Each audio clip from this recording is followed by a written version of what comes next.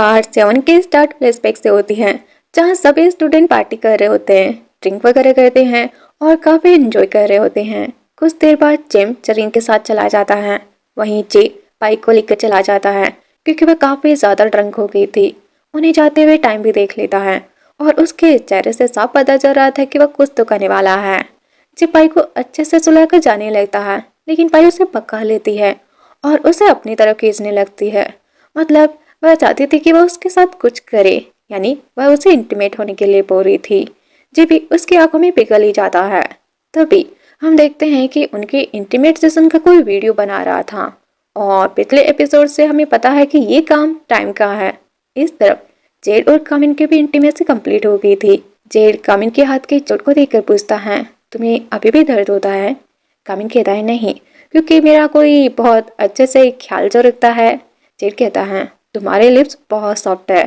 कामिन उसे किस कर कहता है, हाँ तो मैंने तुम्हें टेस्ट करने के लिए दिया था ना।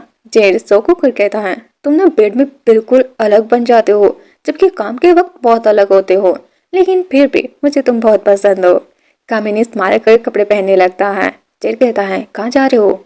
कामिन कहता है, मैंने काफी ज्यादा मेहनत की है ना, तो अब मुझे रेस्ट चाहिए। जेड सरप्राइज होकर कहता है, तुम्हें और रेस्ट? सच में? लेकिन फिर हम देखते हैं कि वो उसे स्विमिंग कराने लेकर आ जाता है और कहता है जो हारेगा उसे 100 पुशअप करने होंगे। जेड कहता है, मैं स्कूल टाइम में चैंपियन रह चुका हूँ, तो जीतूंगा तुम्हें ही। कविन कहता है, देखते हैं, अभी दूध का दूध और पानी का पानी हो जाएगा। और इसके बाद जब वह रेस करते हैं तो कामिनी जीत जाता है और फिर जेड से कहता है, तो लगाओ पुशअप। यह सुनकर जेड नीचे गिरने का नाटक करता है। कामिनी उसे संभाल लेता है। तभी जेड उसके चिक्स पर किस कर कहता है, मैं तो बस देख रहा था कि तुम्हें मेरी परवाह है कि नहीं।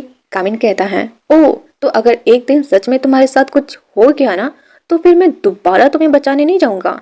जेड बहुत तेज सड़कते हुए कहता है, और तुम मुझे दर्द में देख पाओगे? कामिन कहता है, तुम और तुम्हारी ये बड़ी बड़ी बातें। जेड कहता है, तुम्हें सच में रेस्ट करना नहीं आता, चलो मैं तुम्हें सिखाता हूँ। इसके बाद वह उसे एक स्टॉल पर लेकर जाता है और जेड को देखते ही स्टॉल की ऑनर तो स्टॉल छोड़कर ही अपने फ्रेंड से गपशप करने चली जाती है। जेड कहता है, वह हमेशा ही ऐसा करती है और जब मैं यहाँ पर हूँ तो फिर मुझे कुछ तो मिलना चाहिए। कहते हुए वह पॉर्क खाने लगता है और तभी कामिन उसे खा लेता है। जेड तो शौक रह जाता है और इसके बाद दोनों एक दूसरे के साथ फ्लर्ट करने लगते हैं। तभी एक कस्टमर आते हुए कहती है, अपने बॉयफ्रेंड के साथ फ्लर्ट करना बंद करो और मुझे स्टिकी राइस दो। यह सुनकर वो उसे देने लगते हैं। इसके बाद जेड उसे फोटो बूथ लेकर जाता है, जहाँ वह उसे एक डॉग हेडबैंड पहना देता है और वे दोनों बहुत सारे क्यूट क्यूट फोटोज खींचते हैं और इसके बाद वह अपने आईडी कार्ड पर भी लगा लेते हैं। तभी केन कामिन को कॉल कर टाइम के बारे में बताता है। वहीं टाइम को देखते हैं जैसे किलर उसके हाथ पैर बांधकर घसीट कर लेकर जा रहा था। टाइम कहता है, तुमने जो भी कहा मैंने सब किया, मैं कार भी यही छोड़ रहा हूँ, प्लीज अब तो मुझे जाने दो। किलर कहता है, तो क्या मैंने तुम्हें लोगों के पॉर्न वीडियोस भेजने के लिए कहा था? हाँ। टाइम कहता है, मुझे माफ कर दो, मैं अब दोबारा नहीं करूंगा। किलर उसकी प्राइवेट प्रॉपर्टी पर पैर धर कहता है, और क्या तुम्हारी माफी मांगने से तुम्हारे गुनाह मिट जाएंगे? हाँ, तुम्हें पता भी है तुम्हारे कारनामों से कितने लोगों को भुगतना पड़ा है। टाइम माफी मांगता रहता है पर किलर तो उसकी प्राइवेट प्रॉपर्टी को पूरी तरीके से नेस्तनाबूद कर देता है। इस तरफ कामिन जेड को बताता है कि वह इस केस के बाद रिटर्न कर चला जाएगा। जेड कहता है, लेकिन अब तो हम बॉयफ्रेंड्स है ना, और मैं तुम्हें कहीं नहीं जाने दूंगा। कामिन कहता है, लेकिन जिस तरह केस चल रहा है वैसे भी मैं निकाल दिया ही जाऊंगा। जेड कहता है, लेकिन मैं तुम्हें कहीं नहीं जाने दूंगा और अब इस बारे में कोई बात नहीं होगी। कामिन फिर इस बारे में कोई बात नहीं करता और फिर बताता है कि चरिन और तोनकला ने उसे बताया है कि टाइम थोड़ा पागल है, वह सीक्रेटली लोगों के पॉर्न वीडियोस बनाकर बेचता है और उसने तो अपने दोस्तों तक नहीं छोड़ा है। इसके बाद वे उस जगह पहुंचते हैं जहां टाइम था। एक ऑफिसर उन्हें बताती है कि टाइम पाइक की मौत के पास से ही घर नहीं गया था। कामिन फिर से उसी कार को देखता है तो फिर वह उसके ऑनर के बारे में पता करने कहता है और इस तरफ किलर टाइम को बांध रखा होता है मारने के लिए। टाइम उसे छोड़ने के लिए बेग कर रहा होता है पर किलर जिस तरह उसने लोगों के वीडियोस बनाए हैं उसी तरह वह उसका भी वीडियो बनाता है और कहता है, अब पता चलेगा तुम्हें वीडियोस कैसे बनाए जाते हैं। टाइम हेल्प के लिए चिल्लाने लगता है पर उसके मुंह पर टेप लगा हुआ था, लेकिन उस वक्त पुलिस भी अंदर आ चुकी थी। तो किलर उनकी आवाज सुन अपना काम शुरू कर भाग जाता है और टाइम पुलिस के सामने ही मारा जाता है। उसकी मौत देखकर तो एक पल के लिए सभी लोग डर जाते हैं। नेक्स्ट सीन देखते हैं। कामिन तानकुन को सिर्फ तानकुन कहकर बुलाता है। यह सुनकर जेड को बहुत जेलसी होती है। यह देखकर फिर वह उसे डॉक्टर तानकुन कहता है और फिर केस के बारे में पूछता है। तानकुन बताता है कि उन्हें पोस्टमार्टम करने पर ही सब पता चलेगा कि किलर ने पिछले लोगों की तरह इस पर भी क्या वही केटामिन इस्तेमाल किया है। तभी जेड भी उनके पास आ जाता है तो तानकुन कहता है, अरे तुम भी यहाँ पर हो, पहले बार की तरह क्या तुम कामिन को अकेला नहीं छोड़ोगे? जेड कहता है, तुम इसे कामिन क्यों बोल रहे हो? हाँ, इंस्पेक्टर कामिन बोलो। तानकुन कहता है, नहीं मैं तो कामिन ही बोलूंगा। जेड कहता है, तो तुमने मुझे तो कभी जेड नहीं बोला। तानकुन कहता है, क्योंकि मैं बोलना नहीं चाहता, लेकिन अगर तुम कहते हो तो फिर मैं बोल दूंगा। जेड उसे मारने वाला था पर कामिन उसे रोक देता है और फिर तानकुन को केस की अपडेट देने कहता है। तानकुन फिर से जेड को चिढ़ाने के लिए उसे कामिन बोलकर चला जाता है। जेड तो इससे जल भुनकर ही राख हो जाता है। तभी एक ऑफिसर कामिन को लेटर लाकर देती है, जहाँ उन्हें पता चलता है कि किलर के कहने पर ही टाइम वो कार यहाँ पर लेकर आया है। इसका मतलब किलर जानबूझकर उन्हें अपने बारे में बताना चाहता है। कामिन टाइम के अकाउंट से वीडियो क्लिप खरीदने वाले लोगों का पता करने कहता है और फिर उसके अकाउंट को क्लोज करने कहता है। तब तक पाई कार के ओनर का पता लेकर आ जाती है, जो कि जेम की है। इस तरफ चरीन जेम को कॉल कर बताती है कि उसे लेटर मिला है और उसने उसके क्लिनिक की फोटो भी है। जेम कहता है, लेकिन तुमने तो उसे बंद कर दिया है ना? चरीन कहती है, हाँ। जेम पूछता है, जिस दिन पाई का मर्डर हुआ था उस दिन तुमने उसे ड्रग दिया था ना? और जब हॉस्पिटल कॉल करने की बात आई तब भी तुमने मना कर दिया था, तो फिर तुमने ऐसा क्यों किया था? सच बताओ, तुम मुझसे क्या छुपा रही हो? अगर तुम नहीं बताओगी तो फिर मैं तुम्हारी कोई मदद नहीं कर पाऊंगा। चरीन बताती है कि पाई बस मरने का प्रैंक करना चाहती थी, इसीलिए उसने बस उसे स्लीपिंग पिल्स दी थी।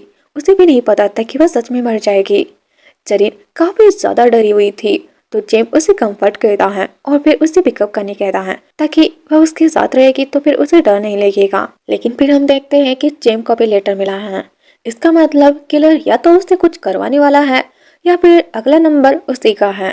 नेक्स्ट सीन, कामिन और जेड उसके पास आते हैं और उससे कार के बारे में पूछते हैं। जेम बड़े एटीट्यूड से कहता है, आप यहाँ पर आए हैं तो इसका मतलब आपको सब पता है। कामिन कहता है, हाँ, तोनकला की मौत हो गई है, जे घायल है और कल रात टाइम भी मारा जा चुका है।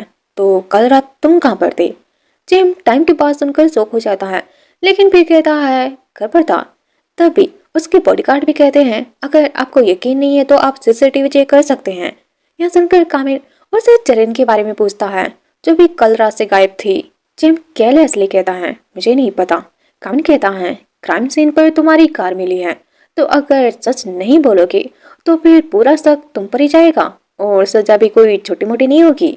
यह सुनकर जेम कहता है, टाइम की कार खराब हो गई थी तो उसने बस मुझसे उधार ली थी, तो उसकी मौत से मेरा क्या लेना देना? कामिल पूछता है, और पाई की प्रेगनेंसी के बारे में क्या तुम्हें पता था? जेम पहले तो मना करता है लेकिन फिर हाँ बोलता है।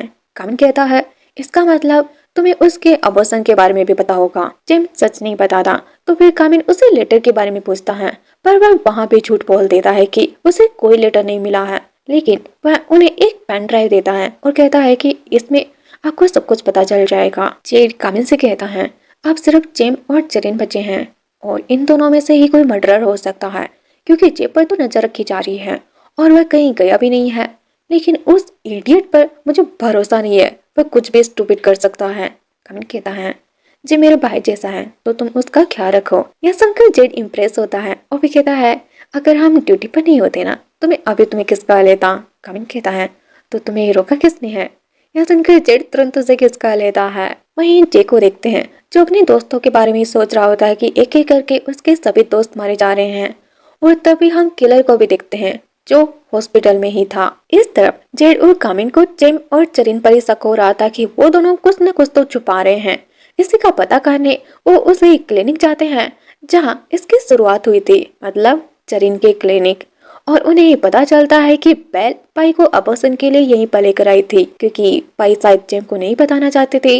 लेकिन कामिन को लग रहा था कि जेम और चरीन भी बेल के साथ आए थे। तभी उन्हें वहाँ पर एक बेकर मिलता है, जो वहाँ से बेचारा कुछ सामान लेने आया था बेचने के लिए। और उस बेकर से उन्हें पता चलता है कि चरीन भी यहाँ पर आई थी। इसके बाद जब वह जेम की दी पेन ड्राइव चेक करते हैं तो उसमें वही सब रिकॉर्ड था जो जरीन ने उसे पाइक के बारे में बताया था। तभी हम देखते हैं कि उन दोनों को भी किलर का लेटर मिलता है जिसमें लिखा था अगर उन्होंने असली अपराधी को नहीं पकड़ा तो फिर अगली मौत उनकी ही होगी। यह देख जेड तो गुस्सा ही जाता है कि अब वह पुलिस को भी धमकी देने लगा है। पर कामिन कामिन इससे डर जाता है। वह जेड को इसमें शामिल नहीं करना चाहता था, तो फिर वह उसे जे के पास जाने कहता है और कहता है कि वह खुद इस केस को देख लेगा। जेड उसे भी साथ चलने कहता है तो वह गुस्से में मना कर देता है। कामिन का बर्ताव देखकर जेड समझ जाता है कि उसे कुछ तो हुआ है। वह कहता है हे क्या हुआ, चिंता मत करो, हम दोनों मिलकर सब पता कर लेंगे। लेकिन कामिन जेड को कुछ भी होने नहीं देना चाहता था, तो फिर वह उसे केस से ही बाहर निकाल देता है। वहीं जिम और जरीन बिना बताए शहर छोड़कर जा रहे होते हैं, लेकिन जाने से पहले वो जे से पता करने आते हैं कि क्या उससे भी किलर का लेटर मिला है या फिर नहीं। नेक्स्ट सीन देखते हैं, जेड काफी ज्यादा गुस्साया होता है। यह देखकर जे कहता है तुम यहाँ पर क्यों आए हो, क्या तुम्हें केस सॉल्व नहीं करना। जेड कहता है कामिन ने मुझे केस से बाहर निकाल दिया क्योंकि हमें भी लेटर मिला है। यह सुनकर जे शॉक हो जाता है और उसे कामिन के पास जाने कहता है क्योंकि उसके पास तो पुलिस है, पर कामिन अकेला है और किलर उसके साथ कुछ भी कर सकता है। यह सुनकर जेड तुरंत घर आ जाता है और भी कामिन के आने के बाद कहता है तुमने तो मुझे मेरी चिंता में कैसे पार कर दिया, लेकिन क्या मुझे तुम्हारी चिंता नहीं है। हाँ, मुझे नहीं पता तुमने मुझे कैसे पार क्यों किया है, क्या तुम्हें मुझ पर बिल्कुल भी भरोसा नहीं है। कामिन उसे कुछ भी नहीं कह पा रहा था, लेकिन उसके फेस से साफ पता चल रहा था कि वह जेड को कुछ भी होते नहीं देख सकता। जेड उसकी चुप्पी देखकर कहता है ठीक है, अगर तुम नहीं बताना चाहते तो फिर हमें बात करने की भी कोई जरूरत नहीं है। कहते हुए वह बहुत गुस्से में रूम आ जाता है। कुछ देर बाद कामिन उसके पास आता है।